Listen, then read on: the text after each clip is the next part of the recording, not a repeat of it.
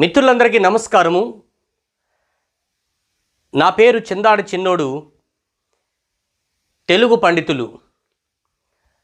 మిత్రులారా, ఈరోజు మనం ఈ వీడియోలో సాహిత్య విమర్శ మీకు ఇక్కడ బోధిస్తాను. చాలా జాగ్రత్తగా వినాలని మనవి చేస్తూ ఉన్నాను. రైట్.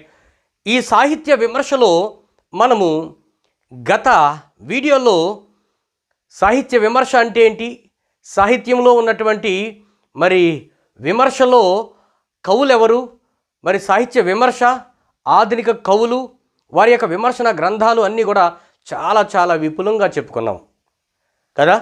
అయితే ఇప్పుడు మనం సాహిత్య విమర్శలో కవి నిర్వచనాలు చూద్దాం. వెరీ వెరీ ఇంపార్టెంట్ టాపిక్ ఇది. ఎందుకంటే మనకి టెట్, డిఎస్సి, జేఎల్డిఎల్ అసిస్టెంట్ ప్రొఫెసర్స్లో ఈ యొక్క ప్రధానమైనటువంటి టాపిక్ నుంచి చాలా ఇంపార్టెంట్ క్వశ్చన్స్ రావడానికి అవకాశం ఉంది. ఓకేనా. అయితే ఇప్పుడు మనం కవి కవి యొక్క నిర్వచనాల గురించి కూడా మనం ఇక్కడ చెప్పుకుందాం. అయితే ఇక్కడ కవి అంటే ఎవరు, కవి యొక్క అర్థం ఏంటి, కవి యొక్క నిర్వచనాలు ఏంటో మనం చూద్దాం. ఇక్కడ చూస్తే మనకి సాహిత్య విమర్శ కవి నిర్వచనాలు, కవి యొక్క నిర్వచనాలు, కవి నిర్వచనాలు చూద్దాం. రైట్. కవి సాహిత్యంలో, లిటరేచర్లో కవి లేకపోతే కవిత్వమే లేదు. కవికి చాలా ప్రాధాన్యత ఉందండి. కవి కానీ, రచయిత కానీ, విమర్శకుడు కానీ ఈ పాఠంలో మనం తెలుసుకోవడానికి ప్రయత్నం చేద్దాం. ఆల్రెడీ విమర్శకుడు అంటే ఏంటో మీకు నేను తెలియచేశాను గత ముందు వీడియోలో. విమర్శకుడు, విమర్శన యొక్క లక్షణాలు, విమర్శన గ్రంథాలు, విమర్శకులు, విమర్శ అంటే చాలా కూలంకషంగా మనం నేర్చుకున్నాం. ఇప్పుడు ఆ సాహిత్య విమర్శలో కవి ఎవరు, కవి అంటే ఎవరు, కవి యొక్క నిర్వచనాలు ఏంటి చూద్దాం.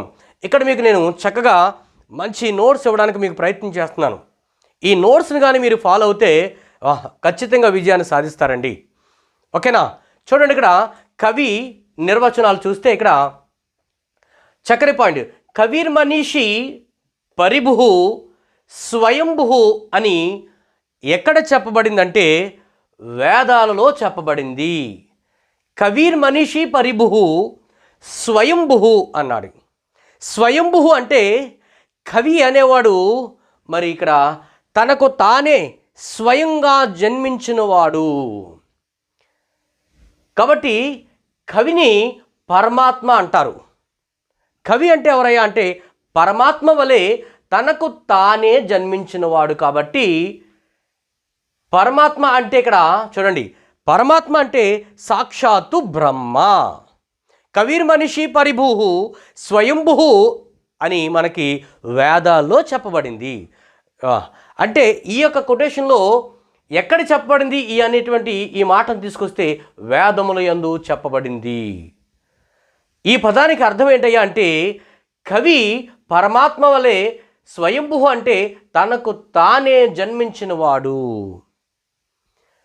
అంటే సృష్టికర్త తనకు తానే లయకారుడు. కాబట్టి కవి కూడా పరమాత్మ వలె తనకు తానే జన్మించినవాడు కాబట్టి కవి అన్నారు.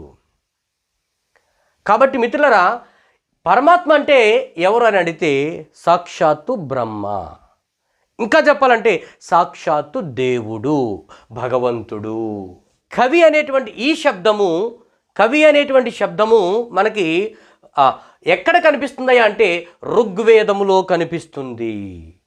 ఇది కూడా మనకి ప్రశ్న ఇచ్చాడు. కవి అనే శబ్దం ఎక్కడ కనిపిస్తుందంటే ఋగ్వేదములో.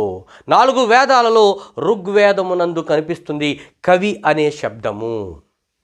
మనకు బిట్టివ్వచ్చు. కవి అనే శబ్దము వేదములలో ఏ వేదాల్లో కనిపిస్తుంది? సామవేదము, అథర్వణ వేదము, యజుర్వేదము, ఋగ్వేదము. 4 వేదాల్లో చాలా ప్రధానమైన వేదం ఏంటయ్యా అంటే ఋగ్వేదము. ఆ ఋగ్వేదములో కవి అనే శబ్దం మనకి కనిపిస్తుంది. కాబట్టి ఇంకా చెప్పాలంటే ఉపనిషత్తుల్లో చెప్పుకుంటే కవి అనే శబ్దం మొదట ఎక్కడ చెప్పబడిందంటే ఈశానోపనిషత్తులో కనిపిస్తుంది. కవి శబ్దం మొదట ఈశానోపనిషత్తులో కనిపిస్తుంది. కాబట్టి మిత్రులారా, తర్వాత ఈ కవి అనే శబ్దము చూడండి, వేదాలు అయితే కవి అనే శబ్దానికి మరి పరమాత్మని బ్రహ్మని అన్నాం. ఈ కవి అనే శబ్దం మొదట ఎక్కడ కనిపిస్తుందంటే ఈశానోపనిషత్తులో కనిపిస్తుందని మనకి ఆల్రెడీగా ప్రశ్న ఇవ్వడం జరిగింది. తర్వాత కవి శబ్దము తర్వాత ఋషులకు వాడబడింది. ఎంత మంచి ప్రశ్న అండి. కవి శబ్దము ఎవరికి వాడబడిందంటే ఋషులకు వాడబడినది. మీకు నేను స్టెప్ బై స్టెప్ కవి యొక్క నిర్వచనాలు చాలా కూలంకుషంగా విపులంగా చక్కగా అర్థమైనట్లు ఇస్తున్నాను. కాబట్టి ఇలాగ సబ్జెక్టు మనం నేర్చుకోగలిగితే పాయింట్ టు నేర్చుకోగలిగితే ఈజీగా గుర్తుంటుందని నా అభిప్రాయం. ఓకేనా?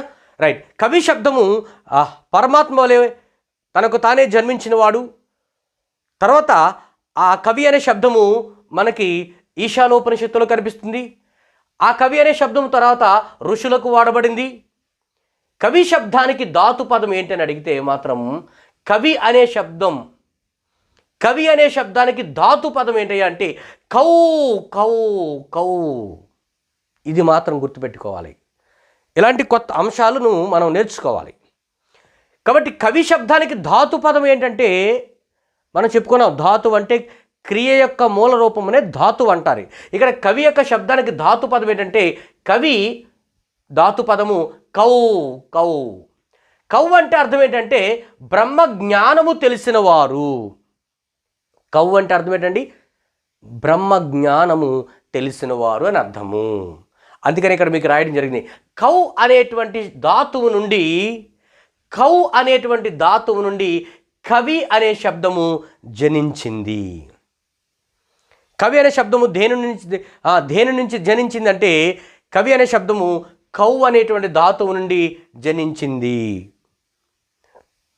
కాబట్టి ఇలాగ మనకి ఇక్కడ ఒక చక్కని మరొక కొటేషన్ ఉంది. నాన్ ఋషి కురుతే కావ్యం. నాన్ ఋషి కురితే కావ్యము అంటే దానికి అర్థము ఋషి కానివాడు కావ్యము రాయలేడు, ఋషి కానివాడు కవి కాడు. నాన్ ఋషి అంటే ఋషి కానివాడు కురితే కావ్యము రాయలేడు, కవి కాలేడు. కావ్యం రాయిపోతే కవి కాదు కదండి. కావ్యం రాసిన వాడే కవి. కాబట్టి మరి కప్పి పుచ్చేవాడు కవి, విప్పి చెప్పేవాడు విమర్శకుడు అంటాడు సీనారే. కాబట్టి కప్పి పుచ్చేది కవిత్వము, విప్పి చెప్పేది విమర్శ అంటాడు మన సీనారే గారు. కాబట్టి మిత్రులరా, ఋషి కానివాడు కవి కాలేడు. ఋషి అంటే దైవ సాక్షాత్కారము మనం చెప్పుకున్నాం. ఋషి అంటే ఎవరండి? దైవ సాక్షాత్కారం. కాబట్టి దైవ సాక్షాత్కారం పొందగల గొప్ప వ్యక్తి అని అర్థం. అంటే తపోధనుడు. కాబట్టి కవి అంత గొప్ప వ్యక్తిగా చూస్తాం. మీకు దాని గురించి నేను చెప్పాను. కవికి గల బిరుదులు ఏమిటయ్యా అని అడిగితే కవికి గల బిరుదు క్రాంతదర్శి. అందుకనే కవిని ఇంకా చెప్పాలంటే స్రష్ట ద్రష్ట అంటారు.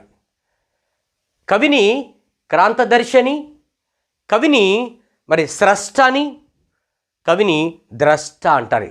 అంటే స్రష్ట అంటే ఇక్కడ మనకు అర్థం ఏంటంటే స్రష్ట అంటే సృష్టించే శక్తి కలిగిన వాడు స్రష్ట. స్రష్ట అంటే ఏంటండి? కవికి క్రాంతదర్శి, స్రష్ట, ద్రష్ట అనేటువంటి పేర్లతో మనం పిలుస్తాం. స్రష్ట అంటే సృష్టించే శక్తి కలిగిన వాడు కవి. ఒక కావ్యాన్ని సృష్టించే శక్తి కలిగిన వాడు. ఇంకా చెప్పాలంటే ఈ యొక్క మరి సృష్టిని ప్రతిసృష్టి చేయగల గొప్ప వ్యక్తిగా మనం చెప్పవచ్చు. ఇంకా మరి ద్రష్ట అంటే పరిశీలనా శక్తి కలిగిన వాడిని ద్రష్ట అంటారు. కాబట్టి మిత్రులారా, స్రష్ట ద్రష్ట. మరి స్రష్ట అంటే మనకి సృష్టించే శక్తి కలిగిన వాడు, ద్రష్ట అంటే పరిశీలనా శక్తి కలిగిన వాడు. అందుకని క్రాంతదర్శి అంటాం.